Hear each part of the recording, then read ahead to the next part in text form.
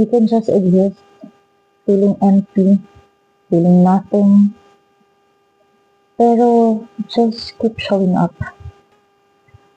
I've been in constant search of my purpose in life since I was 23.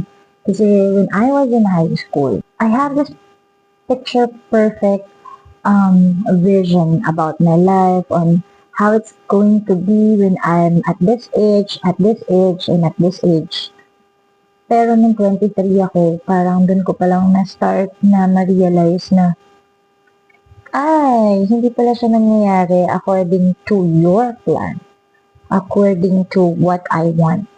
So, nagdaan ako ng, I think that's the identity crisis stage in my life wherein I question myself if sapat ba ako? Am I doing enough? Maybe I'm not doing enough. Maybe I need to do more to achieve my goals and everything, but I don't have the opportunity or the chances that I'm looking for. Alam mo yung gusto kong pahirapan yung sarili ko, pero parang feeling ko, I'm not struggling enough to be able to deserve the reward I am wanting in life.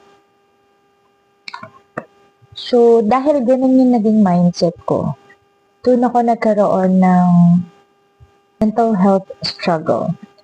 So, naapektuhan yung trabaho ko nun, and tumating pa sa point na because I want more, I resigned to what I thought was a comfort zone for me and look for bigger opportunities, bigger salary, higher position, ganyan, na I thought this is what I deserve, ganyan, para pinangungunahan ko lahat at the age of 23.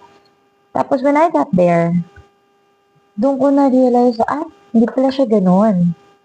By the way, I'm using a hand cream from Masco in green tea scent.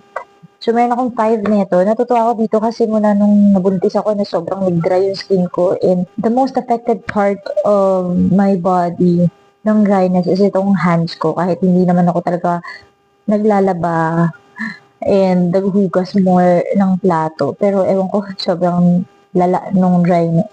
So, I use this and nakakasalba siya for everyday.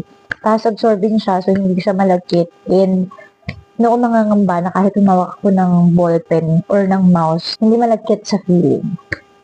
So, going back, so I thought I need to struggle more para ma-deserve ko yung mga rewards na hinihingi ko.